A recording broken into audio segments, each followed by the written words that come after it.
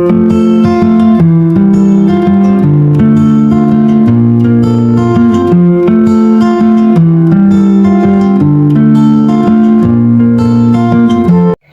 day mga kabady, 11:32 na ng umaga at tayo po ay magpapakain na.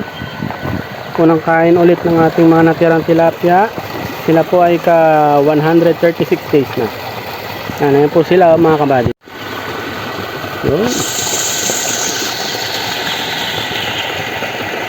Kung kailang konti na sila, doon natin sila nakikita ng mas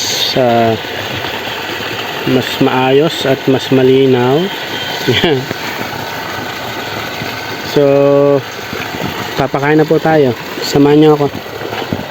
Dito tayo magpakain, sa gitna na lang.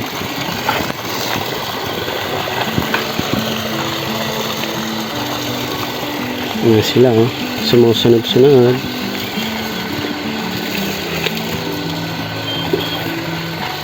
Sige, kain na kayo dyan. Sinunggaban na nila.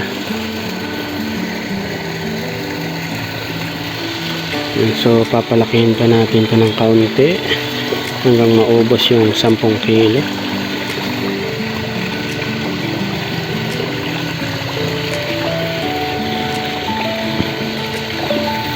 Kita niyo ba sila?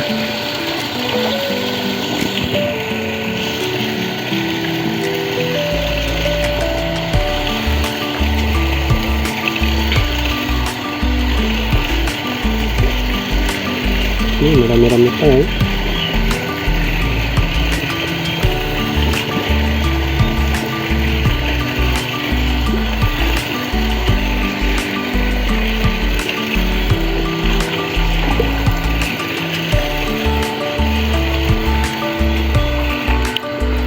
Dito tayo sa banda naman dito. Dito tayo sa may gitna banda.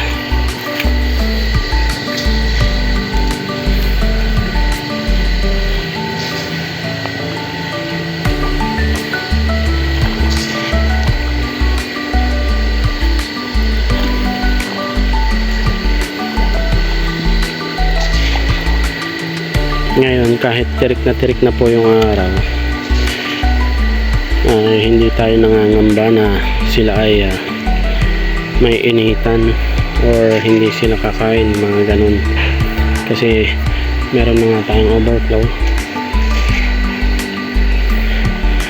kaya yung tubig nyan ay malamig-lamig pa rin.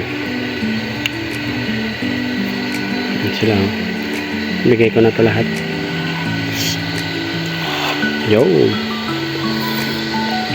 yan yung malaki, oh.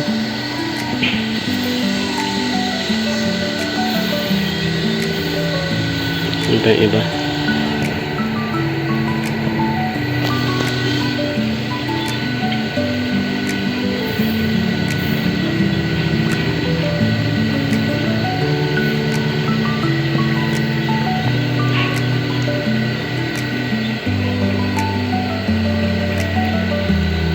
Sakto yan mga kabady, pagka naubos na natin yung binili nating 10 kilos nung kahapon ba yan or nung nakaraan.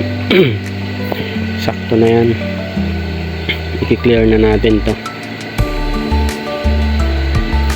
para na sa ganun eh may land preparation ulit natin, kasi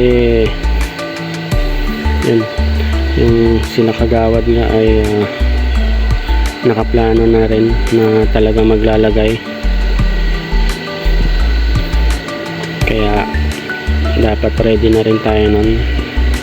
Aabangan na lang natin kung kailan sila magsasabi.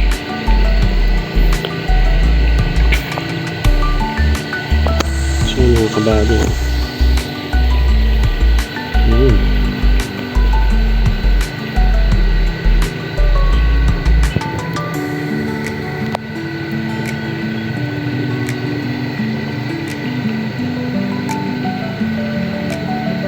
tapos yung buyer nga pala kanina nag-message mga kabady kung kailan daw ulit tayo magpapa-harvest. Kaya lang ang sagot ko na lang sa kanya papaubos muna natin yung 10 kilos nga na binili natin noong nakaraan.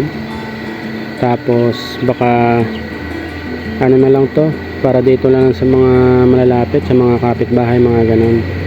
Kasi ilan na lang din naman to, baka wala pa tong wala pang mga 30 kilos or 40 kilos. Siyempre kung ibibigay naman natin sa kanya, okay lang din naman. Ang problema ilang piraso lang to. Pero kung makakasabay tayo kay Manong Ryan, yung dyan sa kabila, yung sa fish pond sa kabila, okay, kahit ipaklear ko na to, sasabay ko na sa kanya, mas maganda yun. At least hindi na ako maaabala na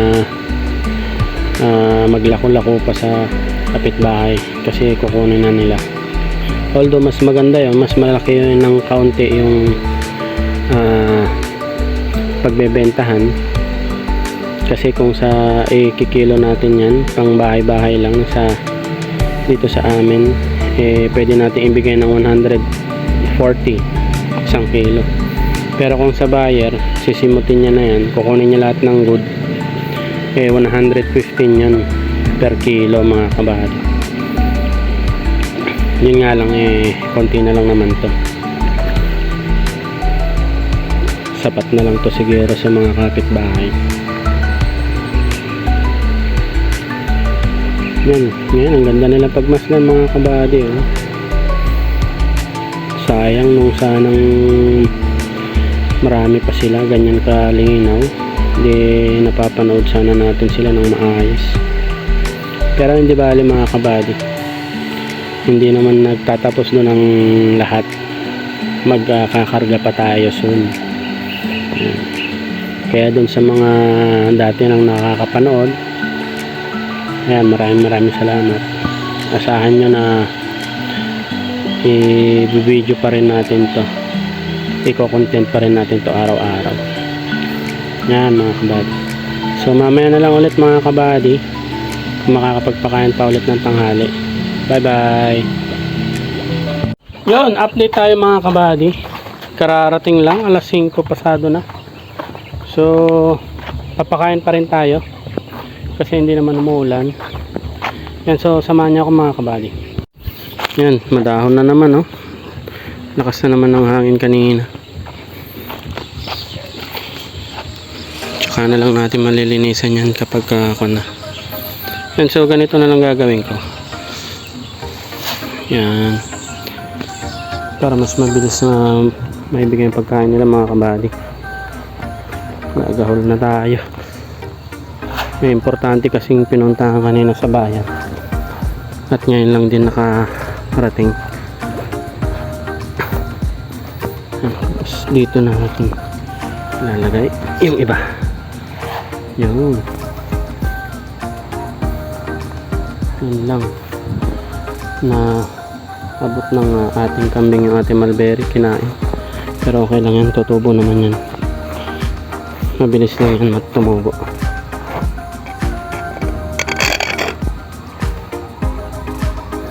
Yan, so kumakain pa rin naman sila.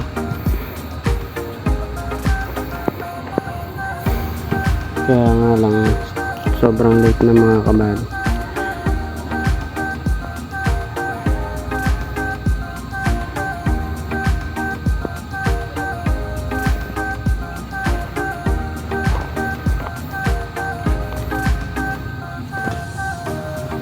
Yan, pinapakain pa rin natin sila kahit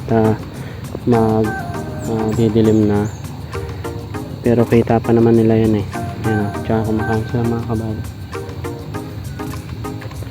para nang sa ganun kompleto pa rin yung araw na kumain sila, para dagdag para dumagdag sa laki nila at sa timbang nila.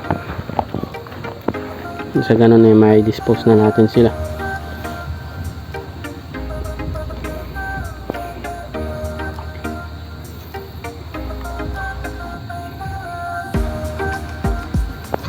Yan, so hindi ko napapatagalin mga kabady kasi hindi rin naman ninyo masyadong nakikita at Ang hirap naman kung puro tubig lang yung makikita nyo ganyan tapos gumagalaw. So hanggang dito na lang muna mga kabady, bawi na lang bukas, pasensya na.